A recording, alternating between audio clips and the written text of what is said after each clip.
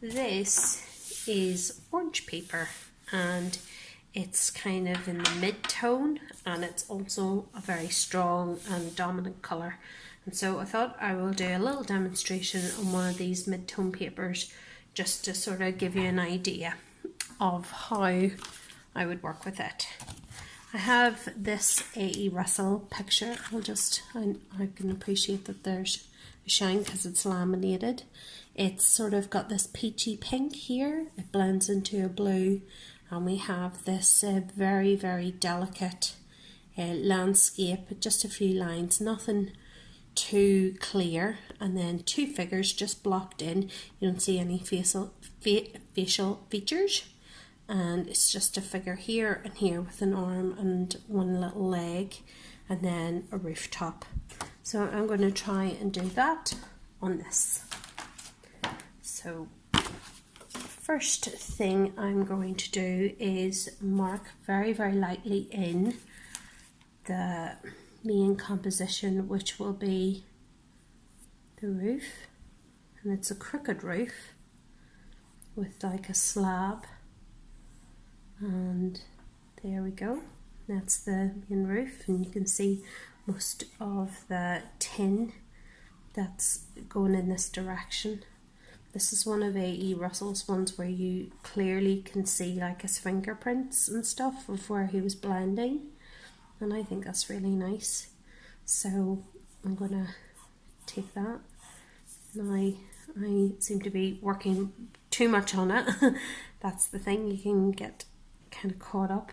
So this is my first figure. It's a young girl and she's kind of hunched over, so her head's on here, her head's actually over here. You don't really have a neck as such because shoulders are kind of just blended straight in, and I'm going to put her arm here,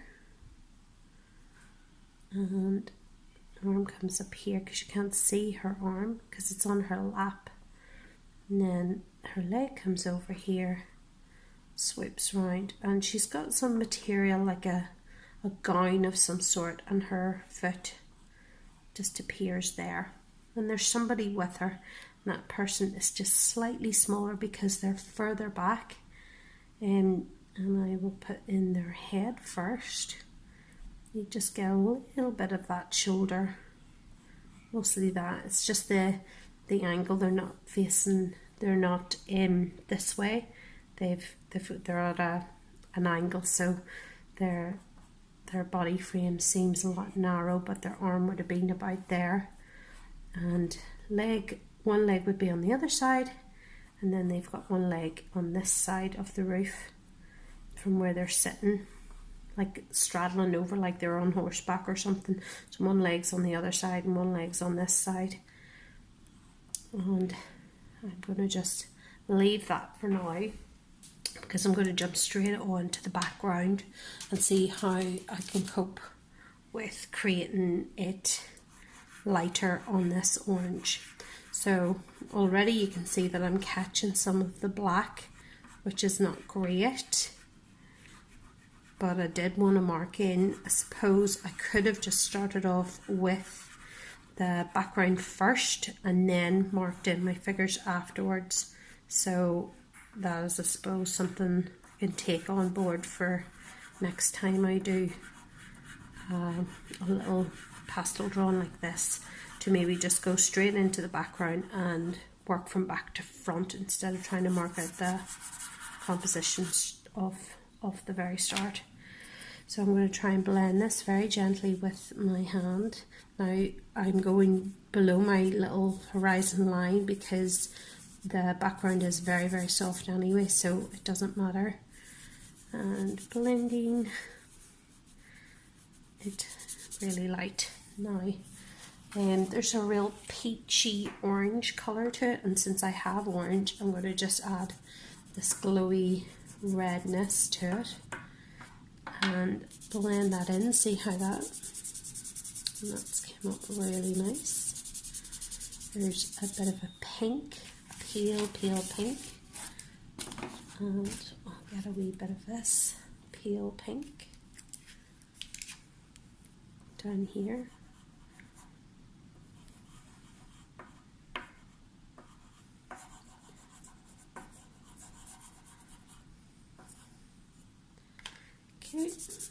blend that in.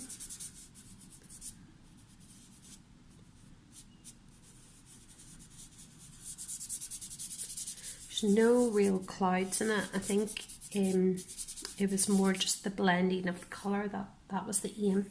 Now this is the bit where it can get a little bit tricky, because if I put on blue, I risk the chance of it turning into a green. So what I like to do is add a little base of grey first, and the grey just helps you not to see the green, because blue and orange will make a brown actually, and yellow and blue will make a green. So I really don't want to create those colours. I wanted a nice blend straight into blue. So by blending in this grey, it'll help the transition over. Now you'll see what I mean now, because I'm going to get actually this nice blue here.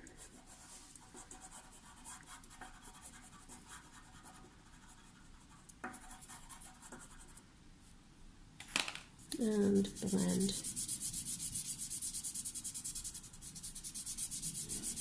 Now you see how the blend is a little bit more sympathetic. It doesn't go too much, and you can see it's went well into the grey and then the grey into the pink, and that's nice. That's what I'm really glad I wanted to achieve. That's kind of a darker blue, and I'm just going to spread that out, and there we go. So spread that over, a little brush.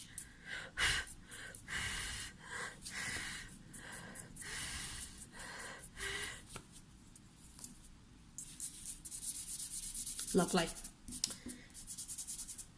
Now I'm going to move on to this bit here. So I have a very basic sort of landscape here, and I'm gonna, there's touches of violet in it, but because it's up against the light, the outline is very dark. So I'll start off with the little dark outline, and then I will blend it into the lilac. So there's some little buildings, and maybe so like those tall smoke towers that they had back in that time. And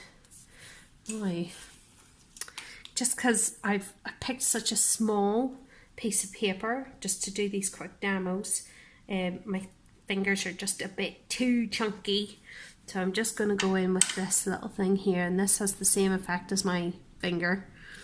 I'm just going to push it in, or even I've got the stumpy here, that'll work well, and it's just because it's smaller than my finger, and I'll push in and blend in that background, which is got darks and violets in it. Now,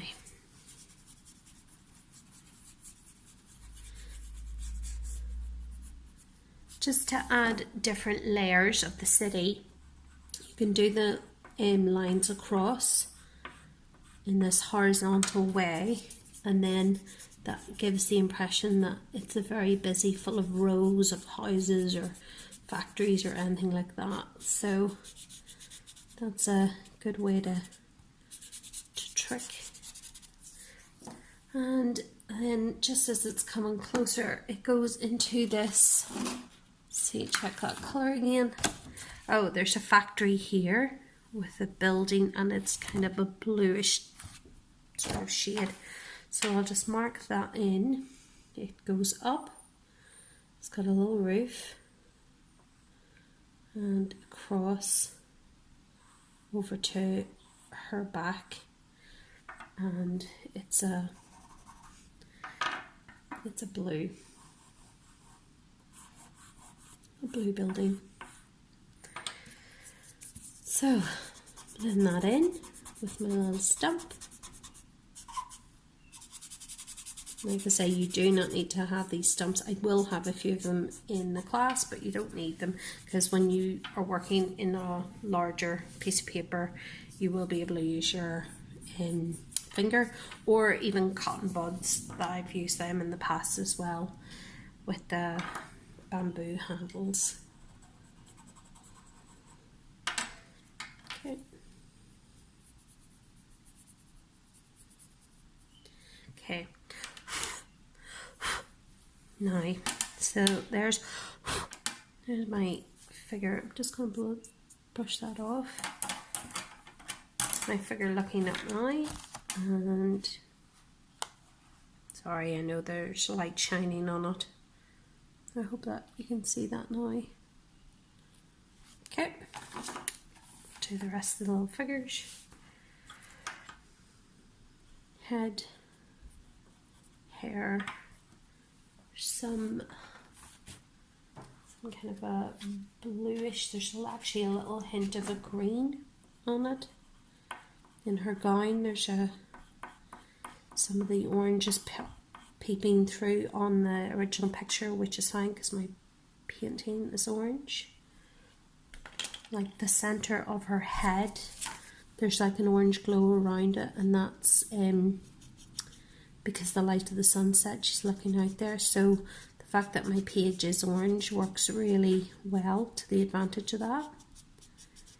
Right, and the little boy. I'll get this line here, because this is on the other side of the light source. This is why the figures themselves can be quite dark, because all the light is on the other side of them. So this is the little boy's side. He appears quite dark, but I'm going to add, he's got like a brownish sort of colour on the clothing that he's wearing, so I'll add this brown, and his leg is a little bit lighter, so I'll just add maybe this grey to it, and maybe onto her foot as well. So lighten them up, push it in.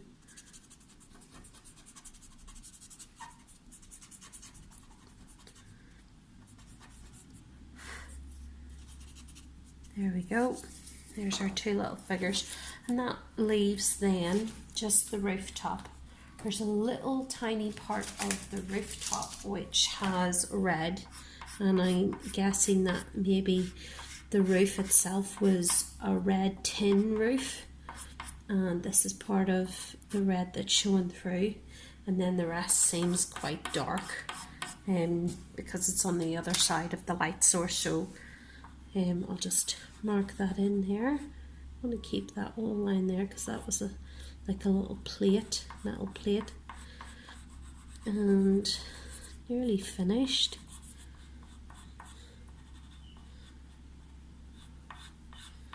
Moving the pastel the same direction as the tin roof.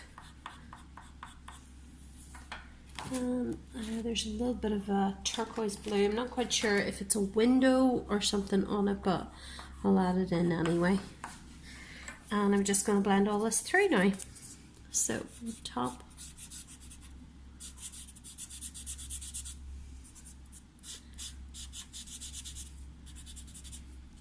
and bottom.